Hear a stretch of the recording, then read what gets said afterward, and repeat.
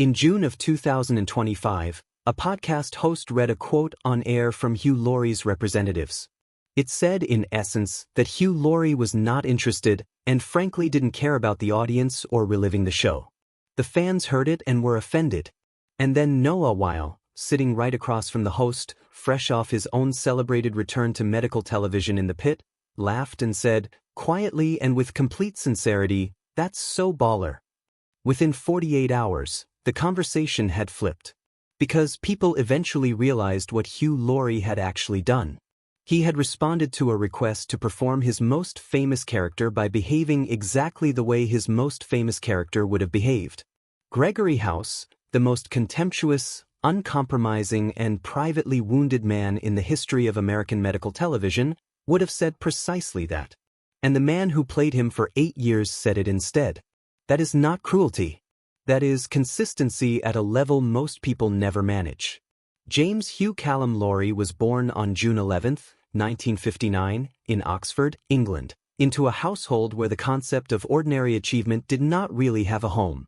His father, Ran Laurie, was a physician and an Olympic gold medalist. At the 1948 London Games, Ran won the coxless pairs rowing event for Great Britain. He was also a man of considerable intellectual standing, which is to say that growing up as his son meant growing up in an atmosphere where excellence was not an aspiration or a goal. It was a baseline. The floor was already higher than most people's ceiling, and Hugh Laurie grew up knowing it. He followed his father into rowing. At Eton, he was genuinely exceptional. He and his partner became the 1977 National Junior Coxed Pairs champions and finished 4th at the World Junior Championships. At Cambridge the following year, illness forced him to withdraw from competition. The athletic path closed. It was not a gentle closing. For a young man whose identity was deeply tied to rowing, to the inheritance of his father's gold medal and all the expectation it carried, being forced out of the sport by illness was a particular kind of loss. He found the Cambridge Footlights instead. And in the Footlights, he found Stephen Fry. The creative relationship between Hugh Laurie and Stephen Fry is one of those rare pairings that resists complete explanation because the whole is so clearly greater than its parts. Their specific wavelengths, Fry's Baroque intellectual grandeur and Laurie's physical precision and emotional accessibility, produced something neither could produce alone. A bit of Fry and Laurie, their sketch comedy series, ran for 4 series and established both men as forces in British comedy at a moment when British comedy was producing some of its most enduring work. Then came Jeeves and Wooster, the P.G. Wodehouse adaptation in which Laurie played Bertie Wooster, the warm-hearted, gloriously useless Edwardian aristocrat who lurches from one catastrophe to another with total obliviousness and complete good cheer. It is a performance of spectacular, transparent delight. Laurie played Bertie as a man who has never had a serious thought in his life and would not recognize one if it introduced itself formally, and he played him with the kind of comic intelligence that makes cheerful idiocy look deceptively easy. To play a fool convincingly, you must understand precisely what the fool does not understand. Laurie understood it completely. He also appeared in 3 series of Blackadder alongside Rowan Atkinson, playing variations on the same archetype, the well-meaning, entirely limited man who is lovable precisely because he has no idea how limited he is. Prince George in the Regency-era series. George, the enthusiastic junior officer in the World War I series. The same essential character seen through different historical windows, and Laurie found something new and true in each one. When the final episode of Blackadder Goes Forth aired in November of 1989, the one where all 4 characters go over the top into almost certain death, and the comedy gives way to something irreversible, Laurie's face in those final moments is the face of someone who has been playing a fool and has suddenly been asked to show what the fool actually feels. It is, for roughly 30 seconds, one of the most quietly devastating performances in the history of British comedy. You do not expect it, which is exactly what makes it land. By the mid-1990s, Laurie had also written a novel. The Gun Seller, published in 1996, was a comic thriller that became a bestseller. He has not written a second novel in the 3 decades since, despite signing a contract with his publisher for a follow-up. This particular detail tells you something about how Hugh Laurie operates. He does things when he is genuinely moved to do them, and he does not perform them when he isn't. The second novel has not arrived. When it is ready, it presumably will. He had also been dealing with depression for years before House arrived, not as a secret or a shameful thing, but as a condition he has discussed with unusual directness for someone shaped by the English tradition of emotional reserve. He first sought professional help in 1996. He has said that he is comfortable as a pessimist, that even when things are going well, if there is no stone in his shoe, he will put one in there himself. He said this not as a complaint, but as an observation, a piece of honest self-reporting delivered with the kind of wry detachment that only people who have actually studied their own darkness can manage. The audition that won Hugh Laurie the role took place not in a casting office in Los Angeles, but in a hotel bathroom in Namibia, where he was filming another project. The light was better in the bathroom. He set up a digital camera, recorded himself reading the scenes, and sent the tape.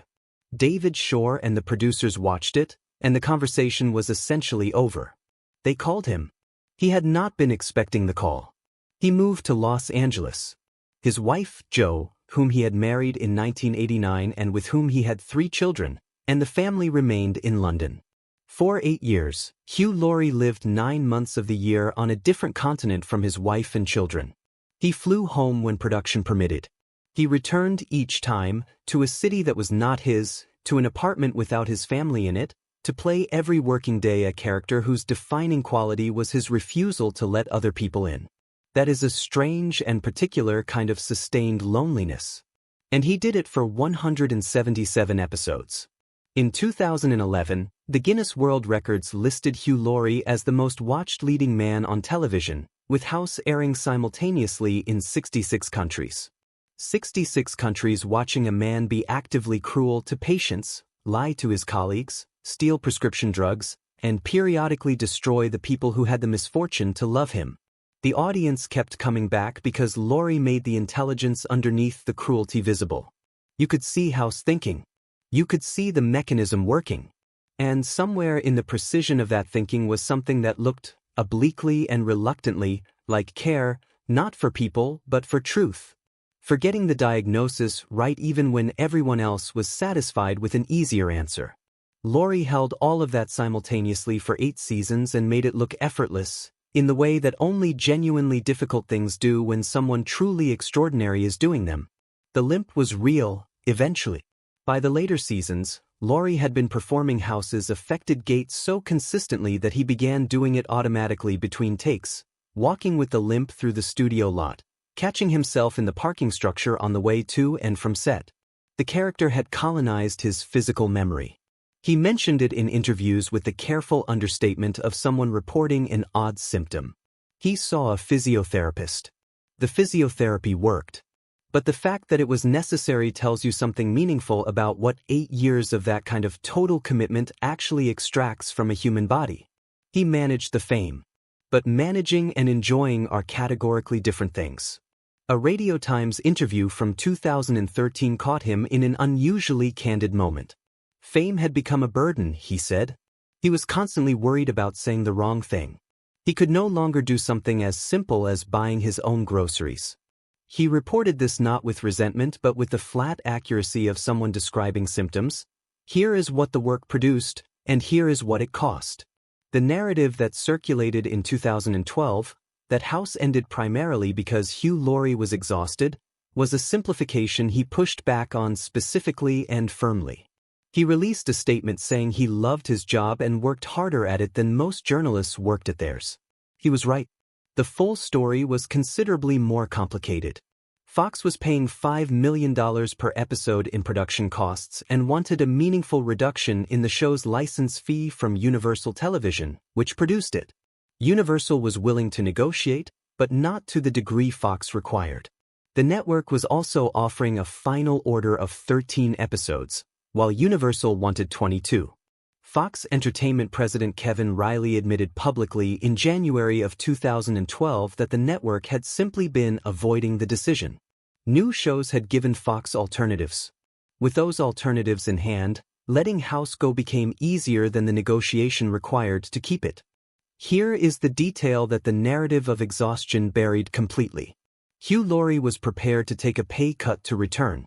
The highest-paid dramatic actor on American television, earning $700,000 per episode by the final season, was willing to work for less because he wanted Gregory House to have a proper ending on his own terms. He and showrunner David Shore and producer Katie Jacobs had been pushing both networks since the previous autumn for a definitive answer, because the show needed to know whether it was writing toward a finale or a renewal. You cannot build a meaningful conclusion for a character as specific as House if you do not know until the last moment whether you are writing one. They got the finale. House fakes his death to spend the last weeks of his dying best friend Wilson's life riding motorcycles with him, outside the hospital, outside the institutional machinery that had defined House's entire adult existence. The final image is two men on motorcycles, moving. Laurie called it an unforgettable part of his life. He meant every word of it. He also meant, apparently, that he was finished with it.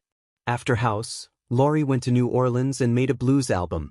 Let Them Talk, recorded in 2011 while the show was still in production, was made with musicians who had no particular interest in accommodating a famous British actor and who took him seriously because he was serious. He played piano and guitar. He sang in a voice that critics described as weathered and authentic. He toured. He chose small venues deliberately, not because he could not fill larger ones, but because he understood that the blues is not stadium music and the music came first. A second album, Didn't It Rain, followed in 2013 after the show ended. He has said that music is the part of his life he is least able to explain, which is probably precisely why it matters as much as it does. Gregory House played piano. It was the character's most naked moment of self-disclosure, the one place where the armor came slightly off. The overlap between the character and the man was not coincidental. His post-House career has been, characteristically, impossible to categorize. In Veep, he played Tom James, a silver-tongued politician of impeccable surface charm and entirely flexible principle, who arrives in the vice president's orbit and immediately begins rearranging it for his own purposes. Small role by the scale of his career.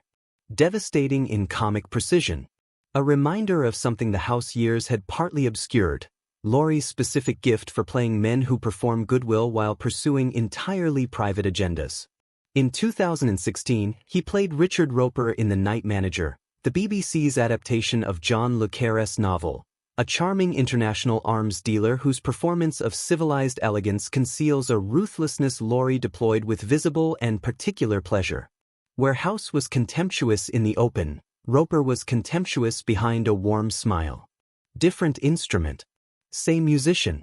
The performance earned him a BAFTA nomination and reminded British audiences that the Hollywood years had not fundamentally altered what he was. In 2025, he became Dumbledore, cast in Audible's full-cast Harry Potter audio edition, the fourth actor to take on the role following Richard Harris, Michael Gambon, and Jude Law. When Variety asked him about it, he said, with complete seriousness, "Before you reel in amazement, I will have to confess to you that I did not read the books." He was cast as Dumbledore having not read a single Harry Potter novel. He was curious about the character anyway. He read the relevant sections. He did the work. That is, if you know anything at all about Hugh Laurie, the most Hugh Laurie sentence in this entire story. And in late 2025, it was announced that he had joined Amy Poehler in Dig, a Peacock comedy series created by Michael Schur and set at an archaeological dig in Greece, based on Kate Meyer's novel Excavations. The series was filming in early 2026, with a premiere expected later in the year. After years of playing men concealing their competence or their contempt behind various elegant performances, the prospect of Laurie in a Schur comedy, the sensibility behind Parks and Recreation, feels like a particular kind of gift to people who remember what he was before House, and who have been paying attention to everything he has been since. In 2026, Hugh Laurie is 66 years old. He holds an OBE, awarded in 2007, and a CBE, awarded in 2018, the kinds of honors the British establishment confers on people it has decided to stop being surprised by. He lives between England and wherever the work takes him. His wife Jo, to whom he has been married since 1989, through the Footlights years and the Blackadder years and the Fry and Laurie years and 8 years of House on a different continent, is still there. 3 children, now adults. The family that stayed in London while he was in Los Angeles for 9 months a year for nearly a decade. He admitted once that he nearly turned down the CBE until his son persuaded him to accept it. That is its own small story about a man who has spent 40 years being uncomfortable with the weight of his own reputation. The podcast refusal of June 2025 was not callousness. It was Hugh Laurie being exactly himself, a man who has never, as far as anyone can tell, been entirely comfortable with the idea that any single role or period of his life defines him. The bumbling aristocrat, the Blackadder fool, the blues musician, the novelist who hasn't written the second novel, the most watched dramatic actor in the world, the man who could not buy his own groceries, the man who refused the podcast and meant every word of it. Gregory House spent 8 seasons insisting that everyone wears a mask, that the performance of identity is the fundamental human activity. He was played by a man who has spent his entire career being several different things and who has refused, with quiet and absolute consistency, to let any one of them be the final word. Bertie Wooster would have been appalled by Gregory House. Gregory House would have had no patience whatsoever for Bertie Wooster. And somewhere in the gap between them, still putting the stone in the shoe, still doing the work, still moving toward whatever comes next, is the actual Hugh Laurie. 66 years old. Still curious. Still, unmistakably himself.